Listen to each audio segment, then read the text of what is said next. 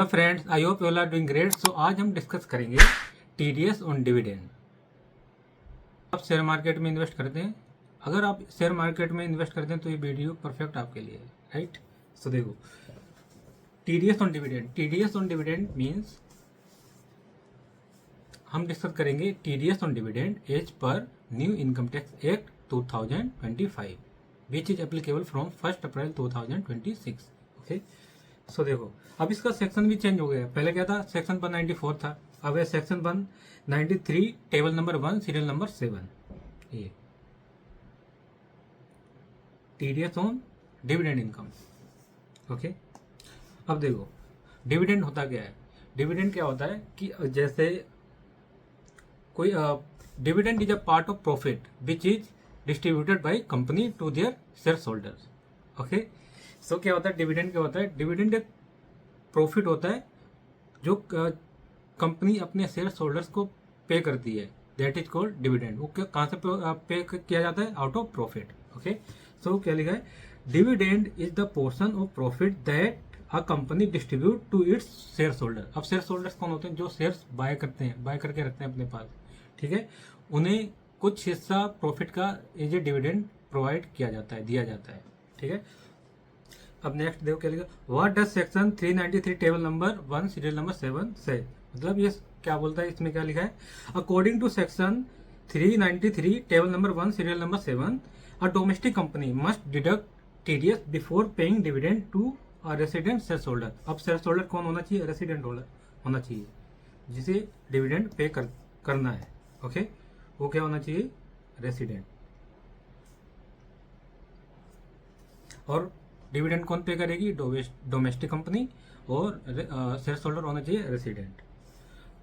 और क्या लिखा, dividend any dividend including dividend on preference shares declared, चाहे वो प्रेफरेंस शेयर्स पर डिक्लेयर किया गया हो या इक्विटी शेयर्स पर। एनी डोमेस्टिक कंपनी, अगर कोई भी डोमेस्टिक कंपनी पे करती है dividend to its share holder which are resident of India,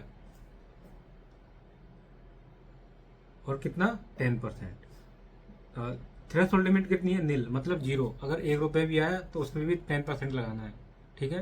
पहले लिमिट थी कितनी, 5000 की थी, अब वो खत्म कर दी इन्होंने, ठीक है।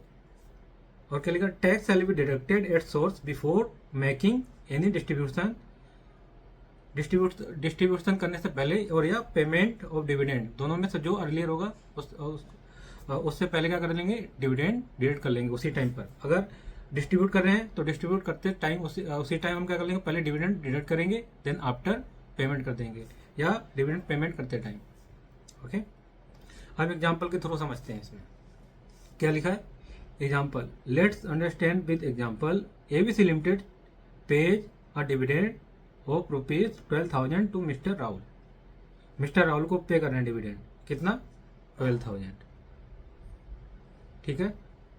और टीडीएस रेट कितना है इस पर, टीडीएस रेट है 10%। तो डिविडेंड टीडीएस कितना हो गया, टीडीएस हो गया 1200, ठीक है। और ये किससे डिपॉजिट कर दिया जाएगा, गवर्नमेंट को। ओके, जो रिमेनिंग बैलेंस बचेगा वो किसे पे कर दिया जाएगा, वो पे कर दिया जाएगा मिस्टर राहुल को। वो बचेगा कितना, 12,000, इसमें 1200 माइनस कर दो, 800, यहाँ कितना बचा, 0, ठीक है, 10,800। ये मिलेगा मिस्टर राहुल को। मिस्टर राहुल विल रिसीव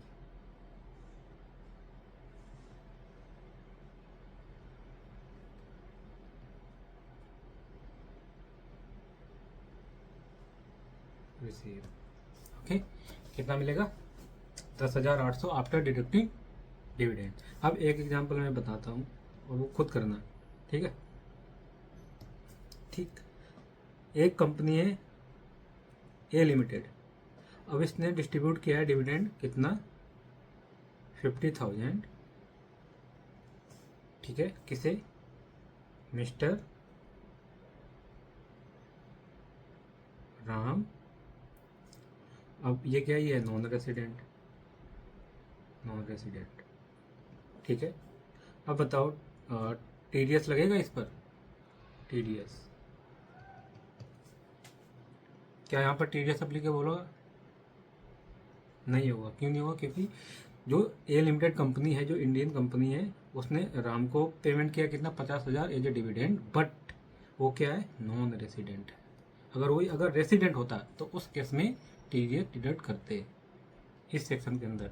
ठीक है, सो ये था नया section TDS on dividend as per new income tax act 2025। Okay, so आज के लिए इतना। अब जो नेक्स्ट वीडियो होगी उसमें नया टॉपिक शेयर करेंगे, डिस्कस करेंगे about TDS as per new income tax act 2025। If you like this video, do like, share, subscribe. Till then, bye bye and take care.